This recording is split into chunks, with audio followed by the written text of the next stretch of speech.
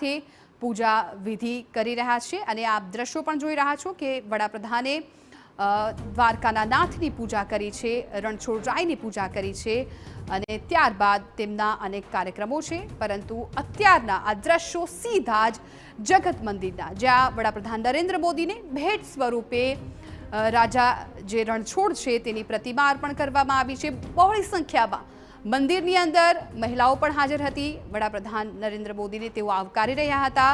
વડાપ્રધાન નરેન્દ્ર મોદી છે તેમણે ત્યાંના જે શંકરાચાર્ય હોય છે તેમનું પણ સ્વાગત કર્યું હતું અને તેમના દ્વારા પણ વડાપ્રધાન નરેન્દ્ર મોદીને આવકારવામાં આવ્યા હતા। તેમને આ દ્રશ્યો છે સીધા તમે જોયા કે કેવી રીતે વડાપ્રધાન નરેન્દ્ર મોદીનું સ્વાગત કરવામાં આવ્યું।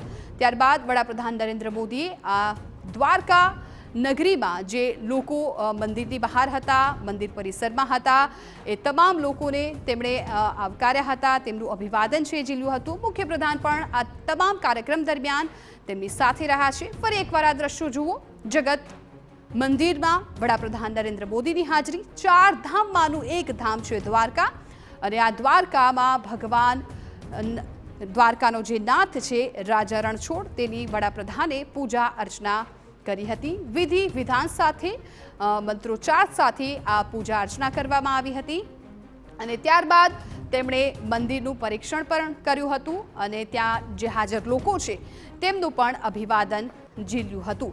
આજનો દિવસ ખાસ કરીને દ્વારકાવાસીઓ માટે તો ખુશીનો છે જ, ઉત્સાહનો છે જ, પરંતુ સમગ્ર વિશ્વ માટે પણ એટલો મહત્વનો છે કેમ કે ટુરિઝમ ક્ષેત્રે હવે દ્વારકાની એક નવી ઓળખ સ્થાપિત થશે। વડાપ્રધાન નરેન્દ્ર મોદી છે એ આજે દ્વારકામાં પહોંચી ગયા છે અને દ્વારકાધીશના તેમણે દર્શન કર્યા, પૂજા અર્ચના કરી છે।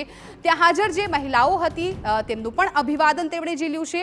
જગત મંદિરમાં દર્શન કર્યા છે, શંકરાચાર્યને તેઓ મળ્યા છે, તેમનું પણ કેવી રીતે અભિવાદન કરવામાં આવ્યું, તેમનું પણ કેવી રીતે સ્વાગત કરવામાં આવ્યું, આ સીધા જ દ્રશ્યો આપ જગત મંદિરમાંથી જોઈ રહ્યા છો।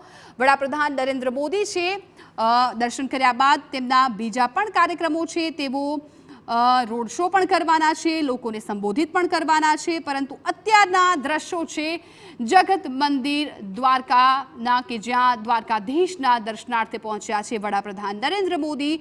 મંદિરની અંદર તેમણે રાજા રણછોડના દર્શન કરી પૂજા વિધિ કરી છે, મંત્રોચ્ચાર સાથે આ પૂજા વિધિ કરવામાં આવી હતી અને વિધિ વિધાન સાથે આ પૂજા કરાઈ હતી અને ત્યારબાદ તેમણે ત્યાં હાજર જે લોકો છે તેમનું અભિવાદન ઝીલ્યું હતું અને શંકરાચાર્ય છે તેમને પણ આવકારવામાં આવ્યા હતા અને વડાપ્રધાન નરેન્દ્ર મોદીને દ્વારકાધીશની ભેટ પણ આપવામાં આવી છે।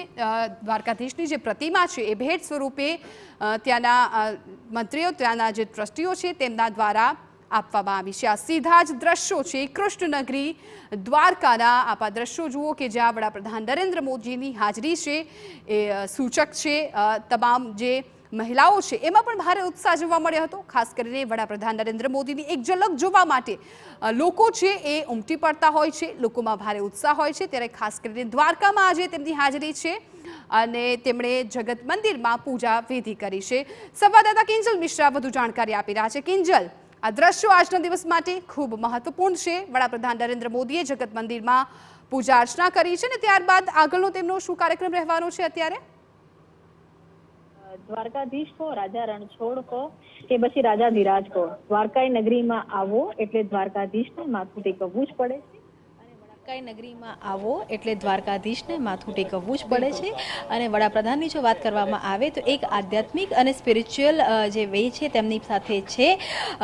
થોડી જ વારની અંદર આ જગ્યા આપ જોઈ રહ્યા છો કે જે ખાલી કરાવવામાં આવી છે ત્યાંથી તે સુદામા સેતુ છે, સુદામા સેતુ તરફ આગળ વધવાના છે અને જે સ્કૂબા ડાઇવ છે તે કરવાના છે। જે રીતની પ્રવાસન ક્ષેત્રને જે કહી શકાય કે બૂસ્ટ આપવાની વાત છે, ગુજરાતમાં પહેલી વખતે દરિયાઈ ક્ષેત્રો માટે જે આખો શરૂ કરવામાં આવી રહ્યો છે, નવો પ્રકલ્પ શરૂ કરવામાં આવી રહ્યું છે સબમરીન દ્વારા।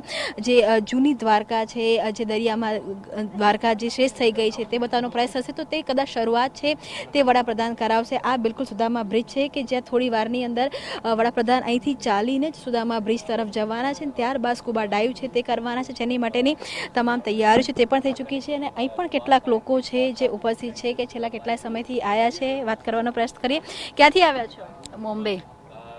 મુંબઈથી। જે રીતે અહીંયા હવે આખો બ્રિજ શરૂ થઈ રહ્યો છે, દ્વારકાથી બેટ દ્વારકાની કનેક્ટિવિટી થશે, વડાપ્રધાન અહીંયા આવી રહ્યા છે, શું કહેશો? અમને તો બહુ સારું લાગે છે, આનંદ થાય છે, જોવાનું બહુ મન થાય છે. મારું ફર્સ્ટ કેટલા ટાઈમથી ઊભા છો? અમે કલાક એક થઈ ગયું ઊભા છીએ. 1 કલાક થઈ ગઈ. કલાક થઈ ગયું એક. તો વડાપ્રધાનને જોવા ઊભા છો કે દર્શન કરવા ઊભા છો? દર્શન તો થઈ ગયા અમારા, હવે વડાપ્રધાનના દર્શન કરવા છે અમને. મોદી સાહેબના દર્શન કરવા છે, એના માટે ઊભા છીએ. ક્યાંથી આવ્યા છો? મુંબઈથી જ આવ્યા છીએ બેન અમે. દર્શન તો અમે કાલે જ કરી લીધા હતા, પણ અમને ખબર પડી કે સાહેબજી અહીંયા કાલે આવવાના છે, એટલે કે આજના દિવસે, એટલે અમે અહીંયા જ આજે રોકાઈ ગયા અને હવે એમના દર્શન કરીને પછી પાછા મુંબઈ જઈશું હવે અમે. બિલકુલ, તો જુઓ ઘણા બધા લોકો અહીંયા આવે. તમે ક્યાંથી આવ્યા છો? મુંબઈથી આવ્યા અચ્છા, આખું ગ્રુપ મુંબઈથી આવ્યું? મુંબઈથી બધા એક જ ફેમિલી છે બધી. અચ્છા, તો કેમ અહીંયા રોકાઈ ગયા છો? મોદી સાહેબના દર્શન કરવા માટે. મોદી સાહેબ દર્શન માટે. જુઓ, જે પોતાના મોબાઈલથી સેલ્ફી લેવી હોય કે વિડીયો લેવા હોય, કેટલા વાગે પીએમ આવશે આ લોકો નથી ખબર, અને લગભગ કલાકથી અમે પણ જોઈ રહ્યા છે કે આ લોકો દૂર ઊભા છે. અને હવે એક સમય થઈ રહ્યો છે કે આ જ સુદામા બ્રિજ છે, સુદામા બ્રિજથી વડાપ્રધાન છે તે જવાના છે, અને જે રીતે તેમણે દ્વારકા મંદિર પર પણ જે લોકો હતા તેમનું અભિવાદન ઝીલ્યું હતું, અને તે જ રીતે જ્યારે અહીંથી પસાર થશે સ્વાભાવિક રીતે વડાપ્રધાનની વાત કરવામાં આવે તો ગુજરાત હોય કે દેશનો કોઈ પણ ખૂણો હોય, એ માનતા હોય છે કે આખો દેશના તમામ જે લોકો છે તે તેમનો પરિવાર છે, અને એક અભિવાદન છે તે પોતાની શૈલીમાં આપતા હોય છે. અને એ જ કારણ છે કે લોકો પણ જ્યારે આવતા હોય છે ત્યારે વડાપ્રધાન માટે એક કલાકની રાહ જોતા હોય છે, જ્યારે કે આ જે સમય હશે એ 10 સેકન્ડ કે 20 સેકન્ડનો જ હશે, પરંતુ આ 10 કે 20 સેકન્ડને પોતાના મોબાઈલમાં કેપ્ચર કરવા માટે લોકો એક કલાકથી અહીંયા ઊભા રહે છે. બિલકુલ કિંજલ, આપ અમારી સાથે જોડાયેલા રહેજો. હાલ તમામ વિગતો છે એ પણ દર્શક મિત્રો સુધી પહોંચાડવી છે, પરંતુ સમય થઈ ગયો છે એક નાનકડા બ્રેકનો.